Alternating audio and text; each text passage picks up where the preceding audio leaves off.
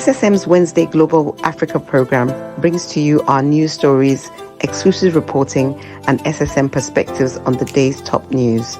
Plus, the inside scoop on Africa's most important developing stories. Join us on Wednesdays, 11 a.m. West African time. Yes, you're here and it's Wednesday, West African time. Today, the 10th of July, 2024. My name is Mark Godwin Iwejuwa, and you're welcome to our SSM Wednesday Global Africa update. As usual, I'm here. I do this with my coordinators, correspondent, and real smart Nigerians all over the world. Joining me from Lagos, Nigeria is our man, Ogbeni Olayinkaraji. Ogbeni Olayinkaraji, you're welcome to Wednesday Global Africa Update. Good morning, Mark. Good morning, viewers around the world. Welcome to our Global Update on Wednesday. Yes. You're in for a nice time. Yes. Thank you. So, Raji, I hope the weather is good. The flooding have stopped. Lagos is not experiencing any of that wild rainfall, downpour. Is it still happening?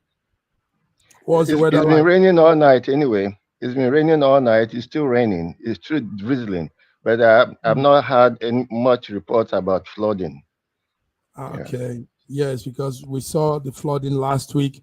Anyway, I think the Commissioner for Environment have said a lot of efforts are being put in to stop the flood and reduce it. And we know he's doing a good job on that. Yes. Thank you. You're welcome. So, yes, a lot is happening. Viewers around the world, this is SSM Wednesday. What we do, like we say, is we give out our story, exclusive reporting, bring perspective to the day's news, and we give you all the scoops on all updates, and that's what we've come to do. So you're welcome, Raji. Thank you. Let's start with something that is still going, is in the burner and the news, and as of this morning, we're still even getting more updates. Finally, it looks like there's a solution to these herders and farmers clash. Yesterday, we had the president create a Ministry of Livestock Development to address that herders and farmers clash. I mean, we've been seeing that all these years, going into the farm, people taking their cows, their animals into people's farm, eating up crops. So is it a welcome news, Raji, that there's now I think it's a cowardly solution. It's a cowardly solution. There's no reason why we should be having herders herding their cattle all over the country in this day and age. There had been a 1969 court case that has said that it is illegal for herders to herd their cattle into anybody's farm, and that if that happened, that is an infringement, and the herders should be held responsible. Yes, so creating the livestock development, which could have been a department under the Ministry of Agric, And I don't say it is a cowardly solution because the Mieti Allah people asked for it and it has been given to them. It is cowardly. Well, if it is to administer and control and check the clashes, is it not a good idea? Because there's ab initio, there shouldn't be any clashes because cattle herding is illegal. You can't at this day and age to be moving cattle through hundreds of kilometers to herd. What kind of nonsense is that? It shouldn't happen. So ab initio, there shouldn't have been that issue at all. If the government has been strong enough to say, look, you can't herd, you can't start moving your cattle into town, into cities. You have seen cases where a whole herd of cattle has been moved into Abuja, disrupting traffic and movement. Okay, let's look at something. Two things on this, Raji. Number one is yes, like you said, in this time, this day and age, this modern period of humanity, nobody does that. But one thing is this: first of all, the cattle rearers say when they stay in one spot, people come to steal their cattle. Their cattle also go through some sickness as a result of being in one spot for too long. So what about this idea coming in, and the federal government is also looking into it in a bigger way, because those things, they move around. Do you know that those cattle that are moving around, that's like a World Bank, that's like a financial institution moving. Have you thought about it like that? That cattle, I've thought beyond that. Like $1 billion worth of I have thought beyond that. Look, let's even look at the analysis. Okay, those cattle look malnourished. You don't have much meat from them. They are all bones. In the Western region, in those days, we had cattle ranches, and we had cattle that was more flesh than bones. Okay. Because they have cattle ranches. All that have to be. Look, cattle herding is a private business. Yes, it's a private business. Now, this has happened. This is happening in our country, Nigeria. As it is now, if it's not checkmate, if it's not stopped, it will blow up into more serious issues. So that the federal government has brought up an agency. Yes, you said that agency should be under the Ministry of Agric, but now Tinubu, what he has done is he has created this agency, this ministry on its own, and like he said, it will be chaired by Atahiru Jega, that former INEC chairman. He will, the former INEC chairman will be the co-head of that board, while Tinubu will be the chairman. I think this will they will come with some very good, like what you're saying, implementation idea. Don't you think so? It is still a stopgap solution, and it is no solution at all. Okay. It is no solution at all, and I hope they are not going to start Ruga in states by taking state land and giving it to these Mieti Allah people. Okay, for our viewers, explain what you mean by Ruga. Some people might not understand that. Explain what you mean. Ruga was a means of the federal government creating enclaves for the Fulani herders, so that they will come to a state and they'll be herding their cattle in that place. Okay. The government will take it. Yes. Yes. Look, okay, go ahead. Okay, there's no way that the federal government will now be in charge of a private business and be taking land from states and be giving it to private business. No, it is not right. Okay. In fact, look. What is the population of the cattle that you even have in Nigeria? The population of cattle you have in Nigeria. It is very small. And even the flesh content, the meat content of this cattle is so small, it's so meager, it's so meager. When the Western region had its ranches, you could have they bought cattle from Mali, from other places that had more flesh than bones, and you don't have to herd them around. You don't have to help them around. Okay, listen to don't this, have to herd them Raji. around. Added to what you're saying, there's a young man, a former aide to the vice president, to the former Drew. There is his aide called Laulu Akinde. Now, Laulu, yesterday when the federal government gave that announcement of that Ministry of Livestock Development, the young man came out and said that during Buhari's tenure, there was an inaugurated ministry also. But what that ministry doesn't have, this is what Akonde is saying, what that ministry didn't have was the willpower to implement all they said and all they planned at that time. So he said that putting up another new ministry and all this new plan, that this might also cost the government money, because you have to fund that ministry, you have to, support the ministry. Yes. So the young man, the man Laulu Akonde is saying that there is something that have come out before, and they had an implementation plan, but they didn't put it out because they didn't have the willpower. So now let's look at, you see, viewers, why we're discussing this is because it's really a serious issue. For the past 10 years now, Nigeria has been going through a lot of farmer headers clash, a lot of problems arising from that sector, and not just the clash. We've seen destruction of farmland. We've seen a lot of things, even people destroying, killing the cows. There's this video I saw last time in the southeast. The young man killed close to Raji. I could see close to 100 cows that were just butchered for nothing. Yes. Now, why do we have to go through all this?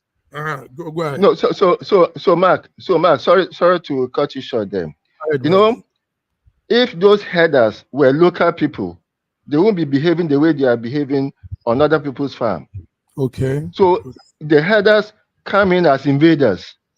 Okay. They come in as invaders, and I've said it before that there's a war of attrition against the South by these invaders, ensuring that our farmlands are devastated by their cattle. So if the headers were local people, I'm sure they will not be going to other people's farm. So it is very an abominable thing for headers, aliens. Yes, aliens to come from outside the community and to come and invade our farm, and we do it without care. Okay, without care. Viewers, listen, Raji, you won't believe we have quite a good number of people listening to what we've been saying all the while. But before we continue, let's bring in our man, George Chukwu from Toronto, Canada. George, you're welcome to this beautiful day and the discussion we're having. Thank you so much, Massive Mark, and thank you, Olayinka Raji, my man from Nigeria. Good morning. And viewers from around the world, we want to welcome you to our show today. It's going to be a fantastic, hot one. Yes. Fantastic Indeed. One, George. Yes, George, we've used like about 15 minutes now talking about a development that's happening. Tinubu's government created a Ministry of Livestock Development, they call it, to address the farmer-header clash we've been experiencing for years now. So Raji and I have been going back and forth, putting out both advantages, disadvantages, and everything into it. So what's your take on this, George? How do you see this? Well, I personally don't see any advantage to an old age situation that needs to be solved. And the only way to solve that problem is with a man with a political balls. And this is not what is happening. So this is just bandaging some kind of wound, and it will continue to fester under the rug. So there is no solution but to go back to the inception and how it was originally and bring us back to 2024. We're still living in these 40s and 50s with this type of decision. What is he doing, trying to create another one? Buhari created one. He was the head of, Miyetti Allah. And then nothing happened up until today. People are being sidetracked. Animals are supposed to feed, but people will go hungry. Look at what is happening, the food insecurity in the country. And we're still, dancing around with this type of situation. Why can't they create a lasting solution, understanding that we don't have to appease the Fulani oligarchy and the Miyetti Allah or whatever they call them? We don't have to do that. Everybody got their own private businesses. Why must the whole entire nation then turn around and begin to appease these people? For what? Are you appeasing the fisheries in the eastern region and western region? Are you appeasing others? But these people, we have to, just make sure that they are appeased and they are satisfied. No, it is not. They've gone to get military equipment for these herders and giving it to them. And they're going into farmlands and destroying livestock, destroying food that people are planted. Come on. You're choosing animals over people? Who does that? Okay. No, I'll tell you what, this is, listen, let me tell you this. Our Tinubu needs to, grow some balls. Stand against this nonsense. It is not supposed to be happening. Because this is all, it's nothing but these people are trying to, basically sabotage the whole entire thing, and they're pushing him against the wall. And that's why, look at what is happening from the north. You didn't see that during Buhari's administration. All of a sudden, nothing is going right. And they're pushing him against the wall to do this type of thing. And it is not right. Okay, but I think that setting up a ministry to look into it could be a step to solving the problem, because the problem is already there. They had a ministry already. Yeah, they had a ministry already. That's what they said. That's what Laolu Akonde, the former aide to Yemi Osinbajo, that's what he said. He said they have the willpower to execute all the implementation plans they had. Laolu was saying this immediately. The president announced that ministry. Now, right now we're talking. You guys hear this? The Nigerian Railway Corporation says it's now starting its rail service to transport cattle from the north to the south part of Nigeria. So the Railway Corporation Managing Director, Fedet Okiria, has revealed this morning, Wednesday morning. And this is, I think, in line with that new ministry that has been formed. So they are looking at ways they can really curb this whole menace. This is real menace. But I also said something. So Mark, let me ask you. See, where are they going to be transporting those cattle? Are they going to now create Ruga? It is, and said that livestock ministry was a cowardly move to make. And just like my Sir George has agreed with me, we need to have, there's already a solution. Why are we creating a problem for a solution? But it is illegal for you to herd your cattle. Yeah, normally what they do is when they bring it back in the days when I was in Nigeria, I know this because I was in the veterinary business. When they bring in this cow from the north, they take it to the various abattoirs in the south. Now, inside those abattoirs are corners where you can load down your cow, and the cows will stay until they are brought to the butcher, to the place they are butchered. So the abattoir centers have centers for cows, animals, and all these husbandry where they are kept. Mark. So I think that this could be brought back. All this Olayinka, let me just say something. Mark, let's not dance. This is serious business. We're dancing.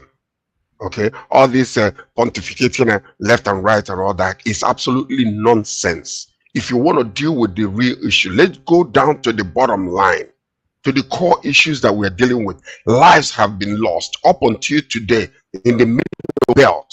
Villages are being vacated because of these people. They are being displaced, put in camps. They can't come back to their lands. Why is that? Man, this is a strategical move by the northern oligarchy to occupy and take over. You cannot do that. These are abusing of a group of people unnecessarily. If they want a real solution, let me give you a real solution. Establishing controlled ranches and grazing reserves. The government can do that. The government could focus on developing controlled ranches and grazing reserves where herders can feed their cattle. There will be water available. There will be veterinary facilities available. They can be equipped with a lot of things where now all of a sudden you don't have animals wandering and destroying farmlands. This will reduce the movement from one area to another because there is food insecurity in the country now. Oh, Mrs. Tinubu came out here the other day, watering a garden, encouraging people to go and start, creating gardens at the back of their houses or whatever the case might be. But this is a solution.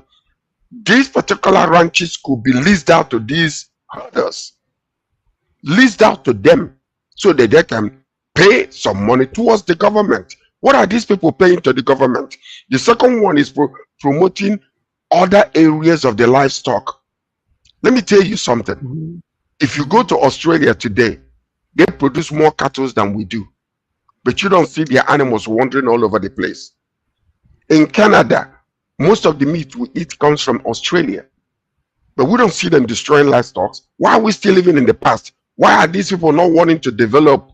They just still want to stay in the primitive ways and then want to put everybody in bondage. Yes, and like I said earlier, Raji and I, George, when they move these cattle, I mean that's like World Bank moving, because you're talking about 2 to 3 billion naira worth of livestock. It is their business.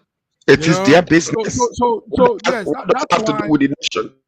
Exactly. That's why I'm with you on what you're saying. So why move these things in the forest, getting them prone to hazard instead of keeping them in a spot and doing what you said, George? Right. They can be trained. Yes, Sir George, please let us go back to when I'll mention the case of the Western region. They had ranches, and those ranches are still available. It is a government business. So you're talking about having reservation area for them. You are bringing up Ruga, which is not necessary, because you are helping a private business. States can have ranches. That's what I'm saying. They can be leased out to these herders. It will be leased out, and they will pay certain amount of money. It has to be a state venture, not a federal government venture, because the federal government is trying to, as much as possible, infringe on the areas where the state have authority.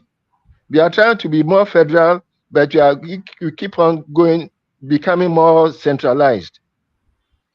Everything that they have to do. Maybe because the state doesn't know what to do. So if the states know, so what could happen now is, like Laolu is telling us, what could happen now is with this new ministry under Atahiru Jega, the former INEC chairman, with this ministry now, the state should now be incorporated into it. The state government commissioners of the state should now come in now, so that implementation can go down, trickle down, and really work. We are just conflict.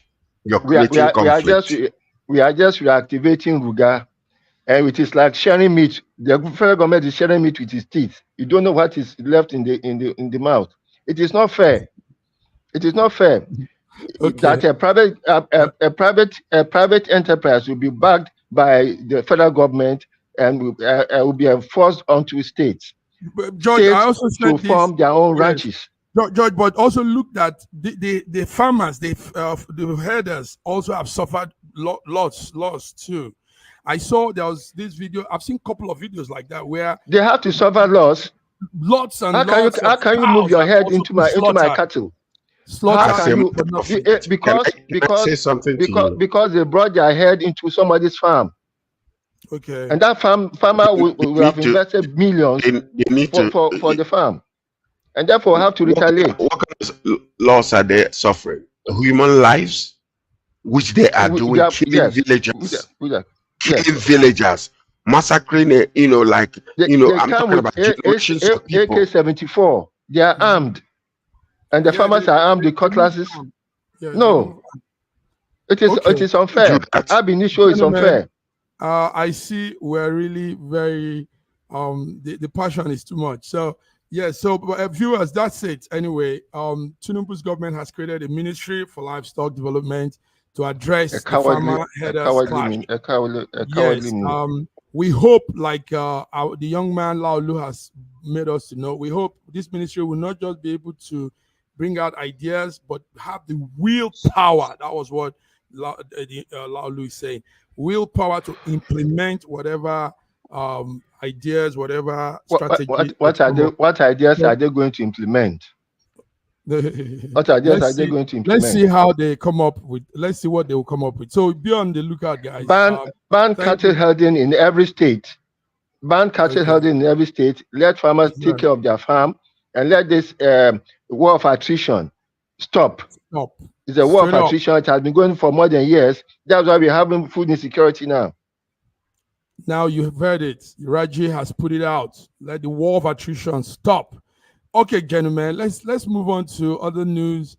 So many things still happening. With the short time we have, I don't know, we'll come back with this anyway. Our River State crisis is still deepening. It's still going. We thought by now everything will ease up, but yesterday, a pro-Wike lawmaker have given the governor 7 days ultimatum to represent the 2024 budget. Gentlemen, Rivers is still on cooking pot, frying with oil and pepper and everything. So Raji, what's this? It's a very simple solution. Mm-hmm.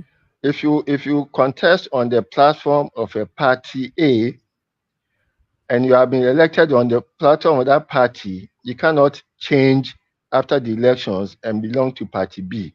The moment you do that, you have lost your seat. That is decency. That is decency, and let that decency prevail. Now, if you are still in party A and you are fighting with your governor, and you are threatening the governor with impeachment, the process of impeachment has to be very, very clear and laid out, so that a band of vagabonds,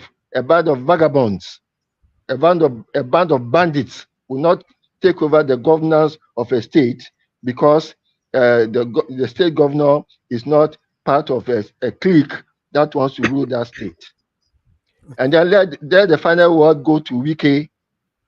If the whiskey has been taken, has gotten into his head, let him calm down. Let him calm down. He's no more the governor of River State. He should face the ministership of the federal government, capital territory, and stop meddling in the affairs of River State. Okay, good. So I think this is just nothing but a game that we're playing. Because why is it that a sitting governor of a state is being just almost insulted, backed against the wall by a former governor? What are we doing in that country? No, think about it for a moment. You are the sitting governor, but somebody who's supposed to be your the former godfather, feels like he has authority extending after his tenure. Who does that? And the federal government is sitting over there watching them, making themselves look like fools. What is this? Okay, number one, this other members, House Assembly, they resigned their seats under the platform where they actually was elected. Well, constitutionally, they are no longer, those seats are vacant. Why are we playing games? Okay. Do we have a constitution, or can we just dance whenever we want with them? It doesn't make any sense. Some things that we look at in Nigerian context, it just stinks. That means that we don't even have a nation, if you want to call it so. This is exactly what is happening. This matter should be called to an order. Wike should be called to an order or get rid of from FCT if he cannot mind his own business in Abuja. Okay, man, let's come back to this same discussion because it's a serious thing. A state that has been plunged into this cannot progress, and somehow, like George will say, when two elephants are fighting, is the grass that these ordinary citizens are probably not enjoying the benefit and that this administration should offer, as he has promised them. But we're coming back to it. Sit tight. Come on the other side. Thank you, viewers. You tuned into SSM Wednesday, our Wednesday update, Global Africa for you audience. Let's be back. SSM's Wednesday Global Africa program brings to you our news stories, exclusive reporting, and SSM perspectives on the day's top news. Plus, the inside scoop on Africa's most important developing stories. Join us on Wednesdays, 11 a.m. West African time.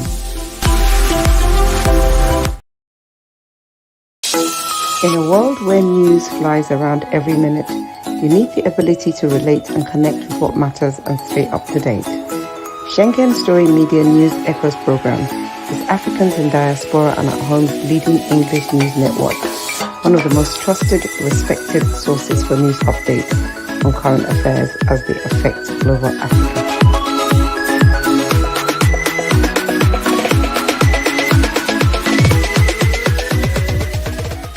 Nigeria, we hail thee, our own dear native land. Though tribe and tongue may differ, in brotherhood we stand.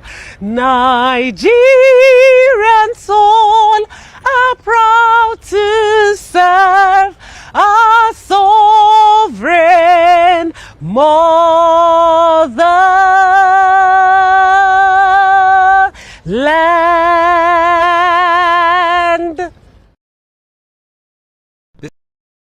This is everything you need to marry a Nigerian girl. Her father gave me a list of 39 items which include a live goat.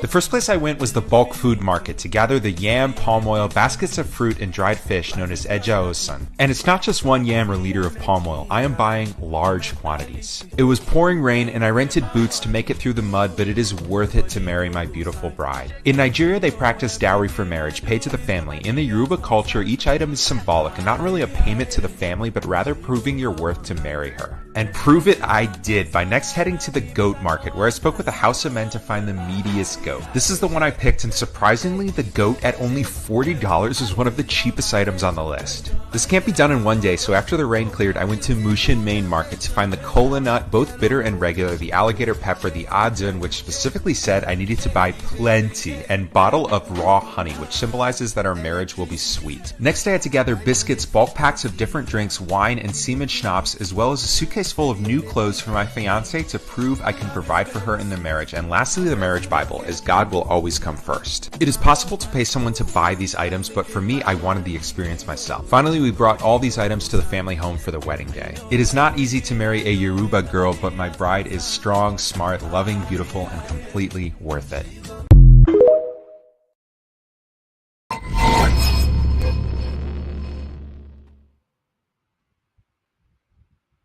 Yes, viewers, welcome back. Wednesday, Global Africa update. And I'm here with my coordinators, gentlemen of a press, men that speak without any fear, put out ciphers. George, what you guys were saying earlier on is good, Raji. But now let's look at this. The man Wike is somewhere in Abuja and wreaking havoc to the states. And he's the man that also brought in this governor. He's his boy, like they would say. But why is he more interested in putting his hands in this governance instead of just facing his job in Abuja? I think it's because of 2027. He needs a foothold to stand on when he comes? Because I know Wike still wants to come for presidency in 2027. Raji, what do you think? If he's thinking of presidency in 2027, I'm sure he's dreaming. Maybe he's taking too much whiskey. There's no way that Wike can ever even make as much impact as Obi made. And which party is he going to contest on? Is it PDP or APC? Because at the moment he doesn't belong to any party. He doesn't belong to any party. And Wike should know now. Sorry, Wike should know that karma is a bitch. He did worse to Amechi, who brought him in. That's what they're saying. So it's just karma catching up with him. Karma catching up with him. George, one other thing is the fact that Wike has also created fraction and division in his own party. You know, that's PDP. In fact, I don't see him as a PDP man again with how he's doing. So, but do you think all of this will eventually favor him, or is he just heading to doom? I mean, how is he putting this all together? He should know who Jagaban is. He should know who Jagaban is. Jagaban is not a pushover. Jagaban did not come into this administration to just allow somebody, a drunk like, from River State, to come and, push him all over the world. He's allowed to be in FCT because anything could happen any day, because he could be removed anytime. So he better be careful. Whether he has that pipe dream that come from Ogogoro, no be vodka. You should understand it. Ogogoro no be vodka. So if you're drinking Ogogoro, go and get a refined drink and know that you're dealing with Jagaban, because it's not going to happen.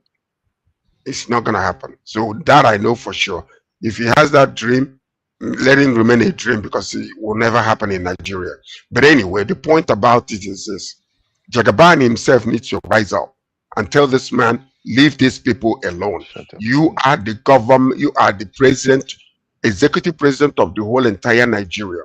If in fact a little place like River State, one of the states, is having this type of issue and is being caused by somebody you appointed to be the head of FCT, tell him to back off and allow the state to prosper.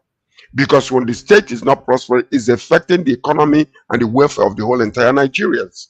So rise up, Mr. Tinubu, grow some balls and tell this man to back off. Simple.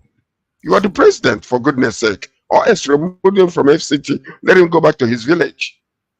That's it. Thank you, George. Thank you, Raji. Well, I was waiting for our Russian coordinator to come in to give us the update on this. But let's just say it as a news update. Ukraine is in deep mourning after deadly Russian missile strikes. As at this morning, yesterday was 41 people dead, about 166 injured. But this morning, the number of dead people have increased. And Ukraine is accusing Russia of that act. Ukraine says it is Russia that has done this. They use so many weapons on them at a go, spontaneously. Also, this morning, Russia says they've given an warrant of arrest for. We all remember Navilia, that man that was killed. The wife went on to continue with the organization. Now Russia has outlawed the organization and labeled them as extremists, and the woman is being sought for as an arrest warrant. So these are two updates I thought Godwin will come to tell us. It's not Friday, but we just had to do this because it's breaking news. Anything you want to say? Is there anything you want to say on that? I think that enough is enough, if you ask me, because this is nothing but wickedness at this moment, at this point. The leader of India was with Putin for 2 days. And I've asked him nicely to seek negotiation, political, diplomatic negotiation to stop this war. But on top of it, while he was there, appeasing him, he is bombarding and destroying. These are their own brothers. It's just exactly what happened in Biafra during Nigeria, where 3 million people died. 3 million people died. So I believe that there is a better way. If it is not just, pride and ego that is going on here, they can sit down as former Soviet Union, sit down and discuss these things, and don't allow the whole entire world, to influence what is going on. They can discuss it if they can put their pride aside. People are dying. Generations are being wiped out because of this war. And it's come to the point where enough is enough. Put pride aside, sit down and negotiate and talk. It is too much. And, okay, Raji, go ahead. My own small bit. A situation like this arises when you choose a comedian as your president, a comedian who doesn't have depth. This war wouldn't have happened if the comedian had not agreed to the bungling idiot called Boris Johnson, who came to convince him not to sign a favorable agreement between him and Russia. Now, as for the lady who is now trying to continue with what her husband was doing, when the country is at war, there's martial law. Certain liberties are abrogated, and she had better be careful. She had better be careful. Thank you, gentlemen. For the Ukrainian issue, I think the pride is actually on the side of the comedian. Russia is ready. Russia is ready to stop all these things. But Russia is ready. Where is Russia ready? Why did a president of a whole nation came and appeasing you, and you are ordering your military to bombard and destroy much more? 40 missiles that were put in that place while the man was sitting with you talking about negotiation, and the following day you continue to kill civilians. You thought you're blaming. What are you blaming? I want us to go too deep. It's Friday. We'll do this. We'll come in strong. Okay. We'll wait till Friday. We just had to do the update because it's really serious. Viewers, the picture you're seeing there are Ukrainians mourning their dead. This morning, the number of dead people have increased, and the injured has also increased from serious attack on different locations. They even said a hospital, children hospital. Yes, a hospital. Yeah, children hospital was bombed. Okay, let's go on now, guys. This is serious again. We'll come back to Nigeria. Let's come back to Africa, Nigeria. The managing director of the Federal Airport Authority, one Olubunmi Kuku, says out of the 22 airports in Nigeria, is only 3 out of all of those airports that is viable, that is commerciable, that is working, that is up to standard out of 22 of them. Yes, it's a news I want us to look into. This was coming out. So, George, you travel a lot. You go to Nigeria, and you know what a real standard international airport should look like. For me, I wouldn't even say the 3. Those 3 they've mentioned probably doesn't even meet up the standard. But is it not a shame that we have all this money? Nigeria claim to be everything in Africa, and we don't have up to standard international airports, borderline and everything. George, what's your take on this? The director is saying. My take on it is that most of the money that is coming through those places are into private pockets. If it is well managed, believe me, there is no absolute. Nigerians travel more than any other country in this world, both locally and internationally. So, and many international airlines are sustained because of how they treat Nigerians, and we're still flying, and we're still going. So the point is this: when the money is budgeted, it's not being well used. 80% of the money that comes in goes into private pocket. They're only using about 20% to sustain the airport. And there is infrastructure, everything that is being done. They don't, no maintenance culture in our country. We'll allow the washrooms to get so dilapidated and all kinds of nonsense. If you go to some of them, you won't even be able to breathe. So, you know, these are things that are happening that need special attention. Now,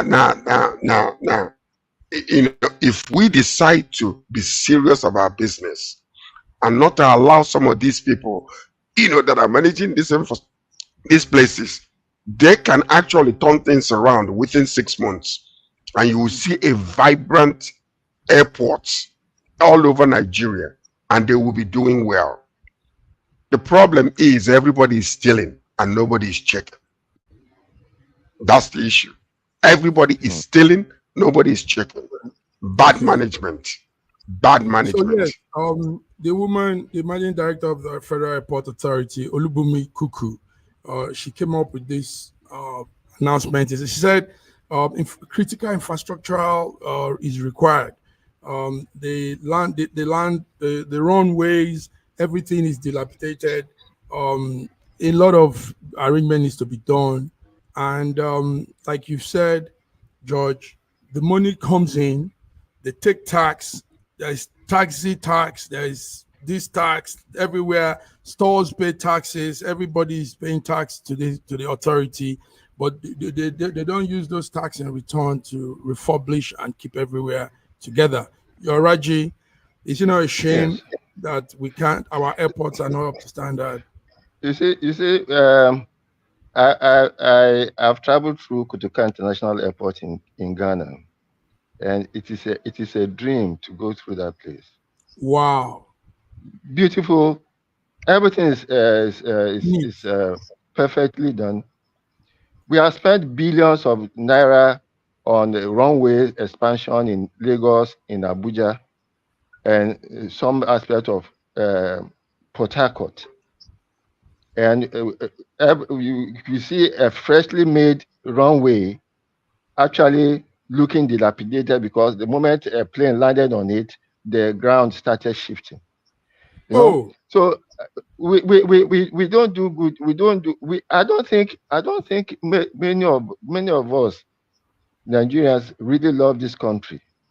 I don't think we are shameful enough to say that, look, let us do something good. That look at Abuja Airport, Abuja International Airport. So of those three airports that she mentioned, probably Lagos, Abuja, and Port Harcourt. And Port Harcourt is nothing much to talk about. Aminu Kano International Port is just like a local airport. You see, Ibadan cannot be profitable. Ibadan cannot be profitable. And recently, I also heard that Zamfara State is trying to build an airport. Zamfara State that could not register students for O levels is going to build an airport with so that they can use to ship the gold, like George would say, the gold coming out from there at night. George, Anambra State also has an airport, even though it was state built. But there's something about our airports. I want to also let you guys know. The management itself has issues. Okay, George just said that too. The management run it as if it's their thing. You know, when you go to some airports, some of these stores, for example, the person will tell you one of the management owns the store, and that store shouldn't be at that place it is. You know, you go to some car park at the airport, you see people selling cigar and biscuits and cigarettes and some other things, and somebody from the airport authority gave them that pass to do that. So everything is just so. George, you said it before, but like I said, well, you know, a dead fish when it starts thinking from the head. If the head is not correct, what do you expect the body to be? That's exactly the point. Think about this for a moment. Let's stop playing games. We know what to do, but the point is special interest is hijacking a lot of things. And you cannot come down when you are corrupt on top to tell people on the bottom not to be corrupt. It's like a man smoking cigarette and telling the teenager, don't never try that thing. Don't try. I mean, it doesn't make any sense because you're going to be looking like a hypocrite. You smoking and you telling me not to smoke. You're taking bribe and you're not doing right, and you're trying to come up in here to tell me. That's what you call absolute hypocrisy. So the point I'm saying is this: when we get serious about governance and when we get serious about making sure that our country is truly the pride of our pride, then you will begin to see people like us who will now possibly get into those offices and will not allow the status quo to keep us down. We will go up higher. Because you see some governors like what you're seeing in Abia State right now. Yeah, I'm not saying that he's perfect, but look at what he is doing. You can clearly, the whole entire state is hailing this man. Because in Aba already, there is so much transformation in that place that is really, I mean, like, people are now flying back home to go to Abia State almost like every three months because of how beautiful the place is becoming. Isn't that what we are looking for? People are now beginning to want to go and invest in Abia State from here. Isn't that what we are looking for? But all these governors are there giving excuses, from one excuse to another. It doesn't make any sense. When we really want Nigeria to be real giant of Africa, we will wake up like Olarinka Raji is saying. We're all playing games. It's true. Okay. Let me just say this as a breaking news we just got in now in the cable. It says a business relationship manager with Zenith Bank PLC, Ifoma Ogbonnaya, told the court this morning at Ikeja that some funds from the Central Bank of Nigeria went through to Zenith Bank with accounts that were linked to Miss Margaret Emefiele.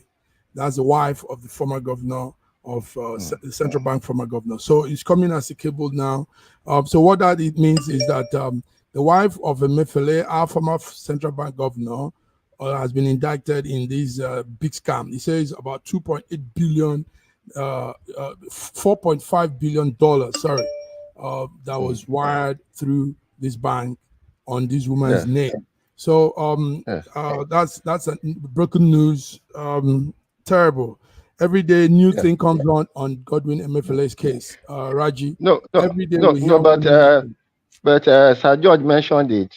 Whenever a person is given an office, that office becomes his own enclave, becomes his own empire. So when he's the managing director of an airport, the airport is his own enclave. When Emefiele was governor of Central Bank, that Central Bank was his own enclave, and therefore he has to do most transactions through his people and through persons close to him. It is a very sad case. Through persons close to him. So the wife now was part of those people, and it's terrible. Moving funds running up to $4.5 billion. George, who owns Eco Hotel? Do anybody know? The Shagoris. The Shagoris. Okay. The Shagoris. Those okay. Indians. So recently, do you know that there is a connection between Eco Hotel and what just happened with the road from Lagos to Calabar? Do you know there is a connection there? Yeah, okay, we know that, don't we? Okay, we also know that the son of our president, the first son, is also a managing director. He has been appointed with in the board of company. Okay, board of trustee. So now tell me something. If you were one of these people being appointed to man something like one of these airports, and you're looking at all these things, nepotism and everything that is happening, glaring in our own eyes, what would you say to yourself? Should I not get my own piece of the cake? You know a dead fish when it starts thinking from the head.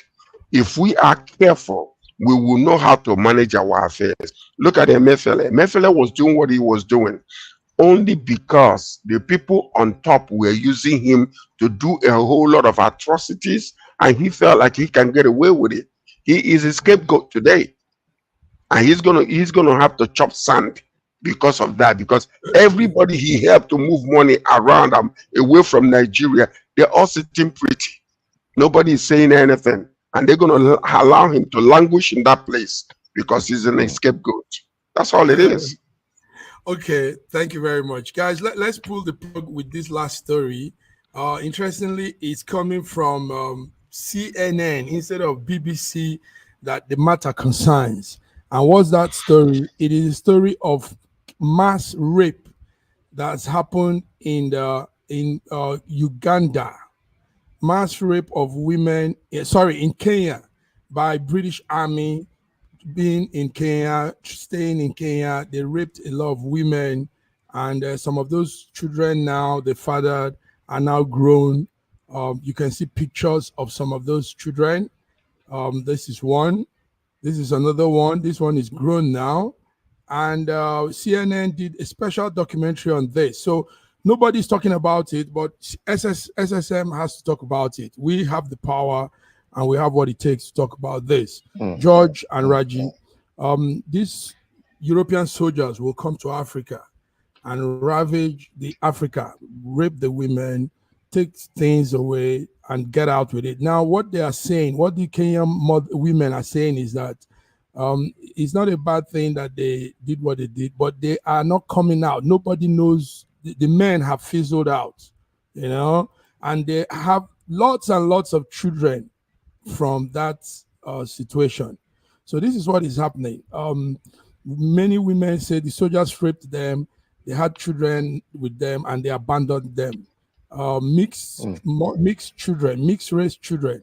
Now that group of people, group of mothers and children have all come together, and they want the British government to look into this. So, guys, I know we didn't put this wasn't in our list, but we need to talk about it. Raji, let me start with you. Looking at the age of those children, this seems like a very recent occurrence. It looks quite recent, and therefore it's something that could be investigated very, very fast. Because this is a child. She doesn't look 10. So this might have happened in the recent past. I was thinking of during the Mau Mau movement, where similar cases happened, but this one looked very recent. I think the government should do something about it immediately. How it happened so recently is also a bother for me. It means that the Kenyan government failed. Beautiful children. And the children are very, very beautiful. But personally, I do not believe that most of them were raped. I'm sorry. Okay. Yes. Okay. I am so sorry. I know what is happening in Africa, and I know how it always happened. And this is something that has been going on. So let's just say that they had relationships with some of these women. And now the atrocity is that they have abandoned the children, and they are not training the children. They are not giving, aid, or, they're being deadbeat dads. But, to come and say that they came and they raped women and, abandoned them. The conversation need to kind of change a little bit, because most of them are not raped. We know how most of our people, women, they, when you becomes a white man, how they, just clamor against them and all that kind of stuff. I don't think there was any kind of, most of them are not raped. And I doubt, honestly speaking, if a British man will come to Africa and begin to force a woman, no one understanding, the laws in their own land that prohibit such a thing. No sensible person will come there and do that, knowing that they could be, what could happen to them. So let's just move it that they are deadbeat dads, and they need to take responsibility for the children that they fathered in Kenya. Simple. That's it. I agree. Yeah. I agree with Sir George. Okay, and let's take it that the British government need to look into this, because they are coming out in big numbers. The women are coming out in big numbers. So the British government has always been an exemplary government to the world, like they claim. So a situation like this, they should fish out those young men and make them own up to their responsibility. Yes. That's what we're saying here. So we agree with George. It's too recent. It's too recent for it not to be traceable. Okay, it's too recent. Yeah. So also, these are beautiful children. Beautiful. Indeed. Also, while we talk of Kenya, we also have story from Rwanda that the Rwanda government says it will refund the 270 million pounds paid by UK government in the asylum program. They won't return it despite the cancellation. Yes. They are not returning it. Yes. So that is why would they refund it? Why would they refund it? It's a down payment. It's non-refundable down payment. Because we have moved a lot of things. We've changed infrastructure, all kinds of things to put together for the people that you're going to live in our own land. So this is nothing but a good thing for the Rwanda government. I hope that they will take that money and put it into good use. Okay. My view. My view is that. My view is that you see, when you apply for a British visa and you don't get it, they don't refund your money.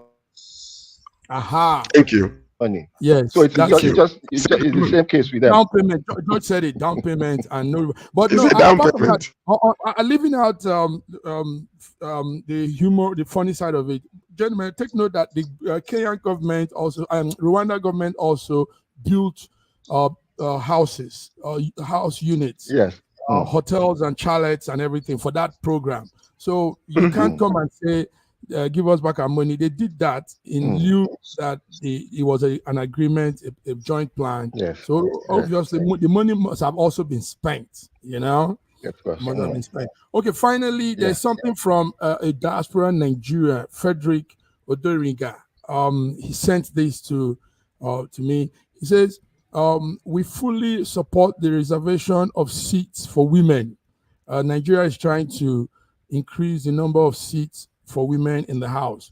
However, there is no better time than now to consider reserving more seats for Nigeria in the diaspora, just like other African countries. Cape Verde, Ivory Coast, Niger, Senegal, Tunisia. So he said it's gross neglect of rights of Nigerians in diaspora to continually humiliate them, gross dishonor to them in a country that has its own shame. So what he's saying is the federal government of Nigeria should also consider having diaspora representation. That's the point. In the House. Thank you. That's the point, yes. That's the point. So that's coming from Frederick Odoriga, a journalist here in diaspora. I think that's a great idea. That's a fantastic idea. Honestly, that's a good point. Yes. Thank you. All right, gentlemen, we have to go now. George, any last thing, anything you want to add? This is what you call the middle of the week, and want everybody to be looking up, and then to have a wonderful rest of the week, a prosperous one indeed. And join us on Friday again, where we'll talk about international news. Thank you so much for watching and being faithful. You are all loyalists, and we love you all. Thank you. Thank you, Reggie. Thank you. Yes, my concern actually with the Ukrainian-Russian war. I hope that some between now and Friday, when we reconvene, some moves will have been made to ameliorate the situation in Ukraine. And just like George said, I wish our viewers a very, very awesome week ahead. That we will expect them again on Friday. On that note, viewers, we thank you for tuning in, and we're signing out here. Global Africa Wednesday, 10th of July. God bless you. Bye-bye. SSM's Wednesday Global Africa program brings to you our news stories, exclusive reporting, and SSM perspectives on the day's top news. Plus, the inside scoop on Africa's most important developing stories. Join us on Wednesdays, 11 a.m. West African time.